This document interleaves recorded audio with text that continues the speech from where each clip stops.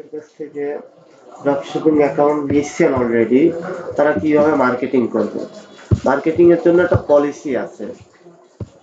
আপনাদের কাছে যখন এরা যে এরকম একটা ড্রপশিপিং প্রাইস শো করতেছে, তখন আপনারা এই প্রাইজের উপর তো যা সেল করবেন সবকিছুই কিন্তু আপনাদের একটা প্রফিট। এই প্রফিটটা আপনি একটু বেশি করতে চাচ্ছেন, সেজন্য আপনাকে কিছু নির্দিষ্ট নিয়ম মেনে কাজ করতে হবে। আচ্ছা, বিজনেস মানেই কম্পিটিশন।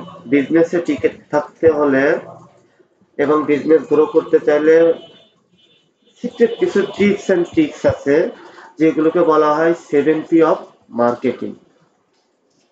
আচ্ছা, অনেকে আমরা ধরেন এই যে গ্রুপ মার্কেটিং করি, ধরেন বিভিন্ন গ্রুপে গিয়ে, ধরেন এই যে আমি আমাদের গ্রুপে যদি যাই, এইখানে গিয়ে আপনি আমাদের গ্রুপে কিন্তু পোস্ট করতে পারেন। আপনি আমাদের গ্রুপে যে কোনো একটা ভিডিও অথবা যাই কিছুই হোক, পণ্য সম্পর্কে বিস্তারিত দিয়ে পোস্ট করতে পারেন। আচ্ছা, এই যে আপনি ধরেন এইটার কিছু ভালো দিক তুলে ধরলেন, বয়া বাই এম সেগুলো কিন্তু আমরা অ্যাকসেপ্ট করি।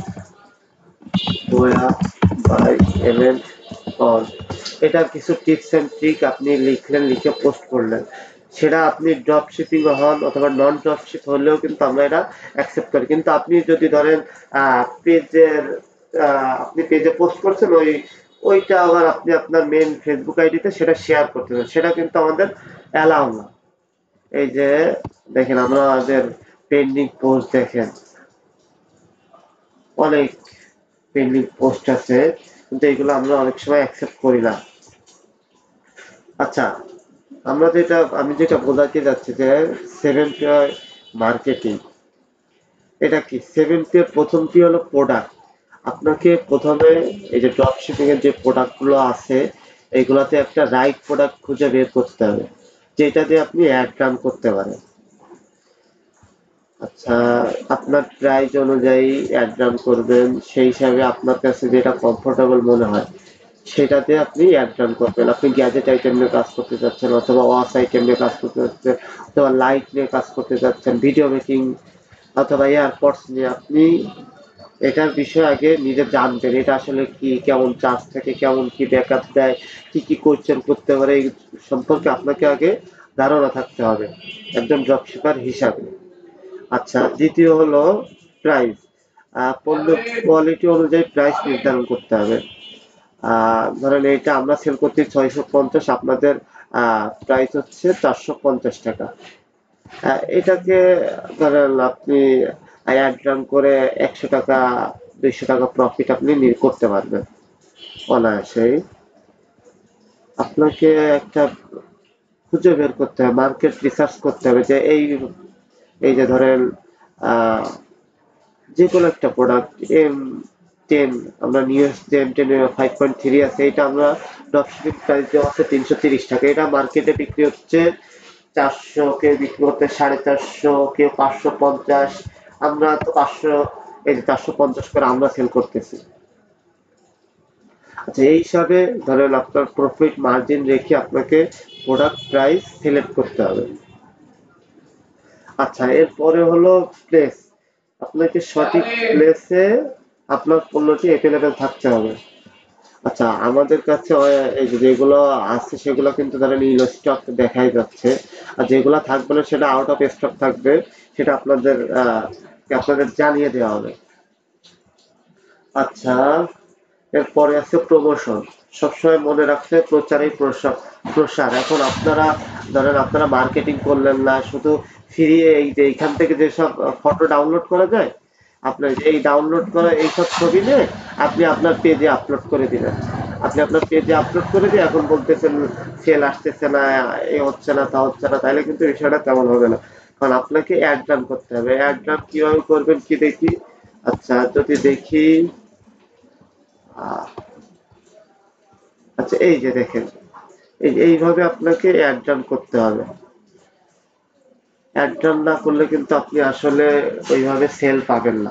আপনি অর্গানিক ভাবে পাবেন, সেল পাবেন, কিন্তু সেইটা হবে হাইয়েস্ট, যদি অর্গানিক ভাবে সেল পান হাইয়েস্ট 10টা সেল পাইতে পারবেন পার ডে। কিন্তু আপনি যদি অ্যাড রান করেন তাহলে একদিনে আপনি 100 প্রোডাক্টের ডেলিভারি করতে পারবেন। আচ্ছা, এরপরে আছে প্রসেস। কাস্টমার থেকে কিভাবে, ধরেন আপনি একদম করলেন আপনার মেসেজ ক্যাম্পেইন, অথবা আপনি যদি ওয়েবসাইট থাকে ওয়েবসাইটে সেলস অ্যাড রান করলেন। এখন আপনাকে এটাকে ডেলিভারি করতে হবে। ডেলিভারি করার জন্য আপনারা অনেকে ধরেন ওয়েবসাইটে অ্যাডভান্স ডেলিভারি অপশন দেওয়া থাকে। অ্যাডভান্সে আপনাকে আমাদের অ্যাডভান্স হচ্ছে খুলনার ভিতরে 70 টাকা এবং খুলনার বাইরে 130 টাকা। এটা কিন্তু সবাই অ্যাডভান্স ডেলিভারি চার্জ নিয়ে নেবেন। এটার মাধ্যমে আমরা ধরেন যে ইসের যে রেশিওটা আছে, ধরেন ক্যান্সেলের যে রেশিও, এটা কিন্তু কমাইতে হবে। তার বাদে আমরা অ্যাডভান্স ছাড়া যদি আমি আপনাদের কাছে যদি বুকিং নেই, তাহলে কিন্তু ধরেন প্রোডাক্ট শুধু ক্যান্সেলে ব্যাক আসবে, শুধু ব্যাক আসবে। এটা কিন্তু একটা ধরেন একটা ব্যাড হ্যাবিট। আপনি পার্সিয়াল নিজে পেমেন্ট দিয়েও আহ, করবেন না। আপনি আগে ফার্স্টে কাস্টমার থেকে পেমেন্টটা চাইবেন, যে আসলে কাস্টমার অ্যাডভান্স দিয়ে যাতে আপনার প্রোডাক্ট অর্ডার করে। আর যেসব কাস্টমার ধরে অ্যাডভান্স অর্ডার করবে না, তাহলে ওগুলো বাদ দেন। আপনার যে ওই একটা অর্ডার না হইলে যে আপনার কোনো কিছু চলবে না, বিষয়টা তেমন না। আপনার এই বিজনেসকে একটা ব্র্যান্ডে রূপান্তরিত করবেন। আর কিন্তু আপনার রেগুলার কিন্তু প্রতিদিন 5-7টা কিন্তু পেজে পোস্ট দেবেন। একটা ফানি পোস্ট দিবেন, একটা ধরেন যে কোনো মিমস ধরনের পোস্ট করবেন। এতে আপনাদের এঙ্গেজমেন্ট ভালো আসবে এবং রিপিট বায়ার পাবেন।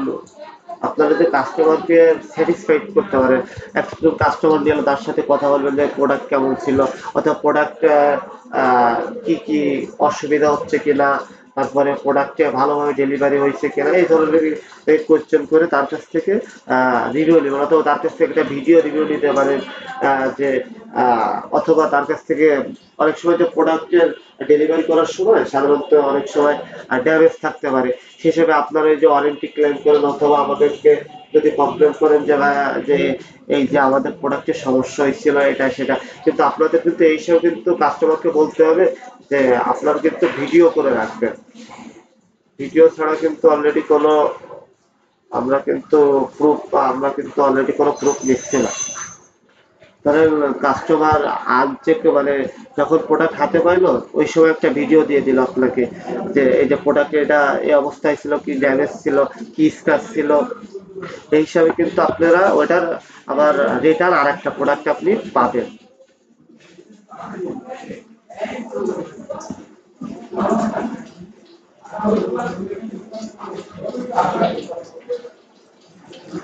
আচ্ছা, এরপরে সর্বশেষ হলো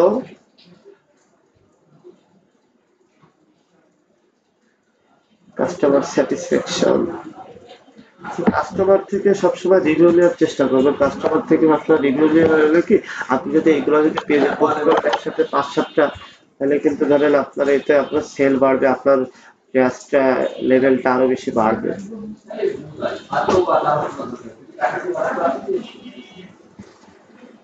আচ্ছা, তাহলে এই ছিল। আপনারা বেশি বেশি করে অর্ডার করুন।